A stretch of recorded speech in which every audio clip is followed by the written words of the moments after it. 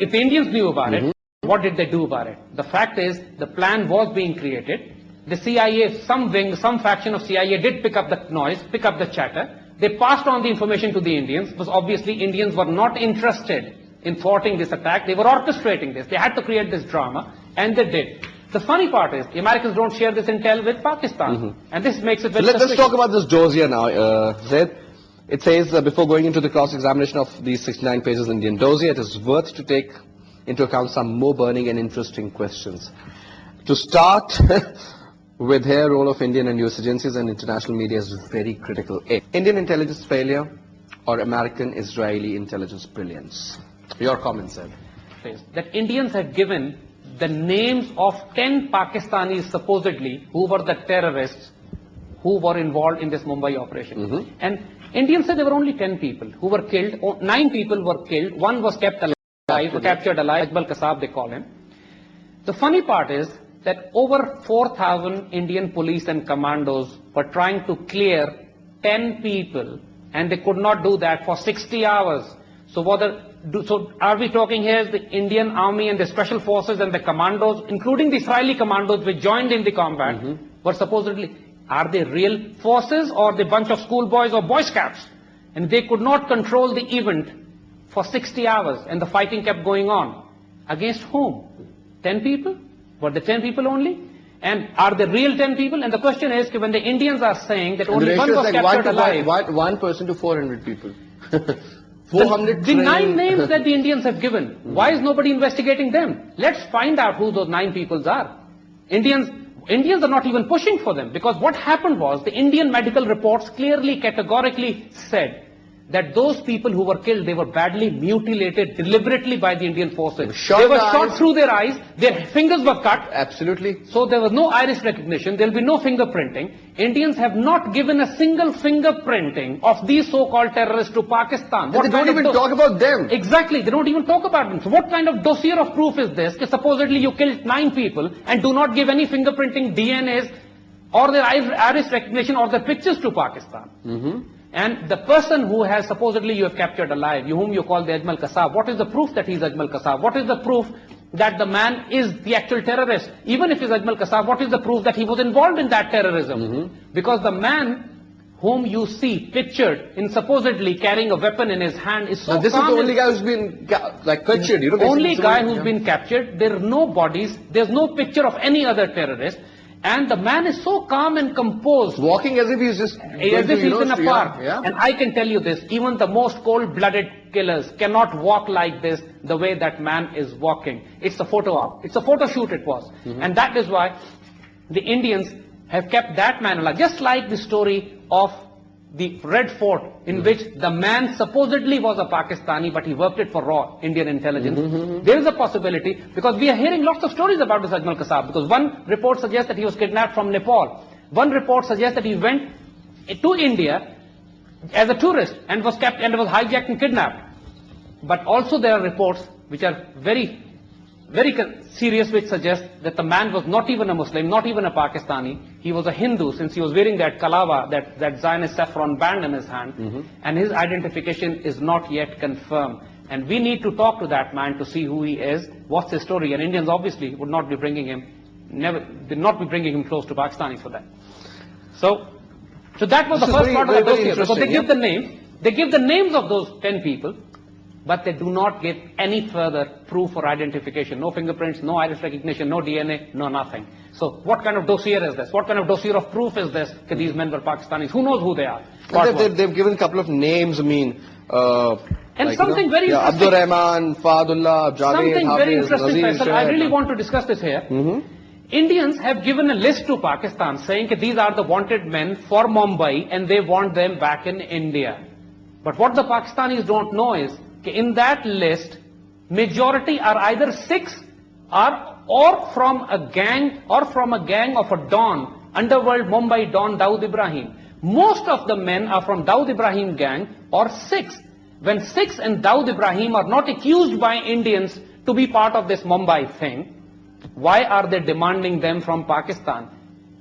And this is the funny part of it. They say Jamaat-ul-Dawa or Pakistanis are involved in Mumbai. But the list they give is of Indians of Sikh origin or of Mumbai's own citizens. So if Indians are saying that Pakistanis are involved, it doesn't make sense. It doesn't make it's sense absolutely at all. ridiculous. Absolutely. You see? And you know, they're not even talking about, that's what I'm saying, they're not even talking about the rest of these nine people. The Indians write a story that what actually happened to those men when they got down from the boat. The script you're talking about. The script. And the direction. I mean, this is something hilarious actually. Yeah. No professional terrorist would ever do this. If he has an objective to kill, go to a particular site and kill so many people, who would not do this.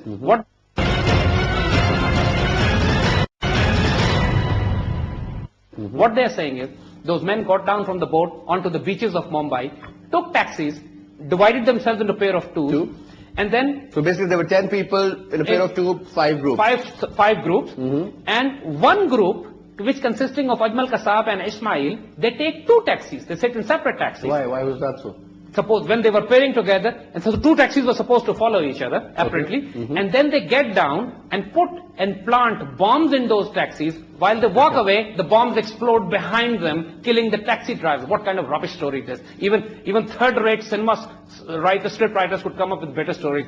Because if the objective of those 2 men, supposedly, was to kill people in a certain place, why would they draw the attention of the entire world by blowing up 2 empty taxis when they have already alighted from them, when they've already gotten off from them? And what they would be very stupid if they would do that, very stupid to use their explosive devices to blow up 2 empty taxis when nobody's for coming no reason. For no reason. Yeah, Absolutely just to no be in the reason. limelight, maybe. Just to be in the limelight. So this is again one of the proof. This is what the Indians say. This is the Indian dossier is saying. Oh, this. God. Would you believe this? Okay. Yeah. I mean, I have seen comedies, but this beats them all. And the final part is, we come to the story where the Indian dossier writes about the incident. Okay, now it says, it says one taxi was blown up at Wadi Bandar and the other at Vili Parli, killing the 2 taxi drivers. So, and Rubbish. just creating a scene that, Creating a scene, 2 bomb explosions for no reason, while the terrorists are still walking on the feet, along with their weapon caches and weapon backpacks full of weapons. What next? What happened after that? You see, the funny part again, keep one thing in mind. Then the Indian police is saying, the Indian dossier is saying, 2 terrorists walk into the railway station, kill almost 200 people. Okay, now the story is, they're off from the boat, they're in a cab, in 2 cabs rather, these 2 characters, Kasab and Ismail, and then they blow up those taxis, and they got out, and now they are going to the railway station. Then they go to the railway station. Okay. So they have reached the railway station now. Then they take out their guns, start slaughtering people left, right, and center. Now, Indian You're talking about the Bombay railway station. We are talking about the Bombay railway station with 3.5 million people use that every day. That's the Bombay railway station we are talking about. And they are saying, the dossier is saying, there were few policemen here and there who tried to stop those men. Few policemen? Surely the policemen were more than 2, because according to the dossier, there were only 2 terrorists. So the few means not 1. Few means not 1. Could Few be means 2 not or could 2. be 20. And now if you remember the news report that D'Souza, that photographer, which his report that we quoted earlier, now we go back there. Okay. And D'Souza said at that time, the police if I had a gun, I would have shot them. And police were all around them, covering them, but not shooting at them. So this Indian dossier, that police fought with them and they fought their way through, and they killed hundreds of people, and they don't get shot themselves. What kind? Even the weirdest of Hollywood or Bollywood movies don't come up with this kind of stupid plot. Matrix, maybe. You see? And those 2 men, imagine, they kill almost 200 people, kill or wounded. Can you imagine how much ammunition they would use? How much ammunition? To kill 200 people, you need to fire thousands of bullets. How, absolutely. You see? And then they walk out from the railway station and start walking on Mumbai streets, What about firing pictures around. entering through some scanners or something? You see, again, this is not clear. Again, this is not clear. Technically speaking, if they went to the railway station, those scanners were supposed to be there then, because that's the only pictures they have. Indians are never mentioned, because the pictures supposedly taking those 2 men walking out through walk-through gates. Walk-through gates are supposed to be in the hotels, not at the railway station. That's what I'm saying. Because in a railway station with 3.5 million people, you won't be using walk-through gates there. And these men, according to the police report, never made it to any hotel. They came out from this. Now you just keep on. And they hijacked different vehicles, kept fighting with the police all the way, and on the way one of them was killed and the other, Ajmal Kasab, was captured alive. This is what the dossier is saying. So Zaid, what exactly happened once they got out of the Railway station, according to the Indian intelligence version. You see, this is the dossier which is saying everything. According to the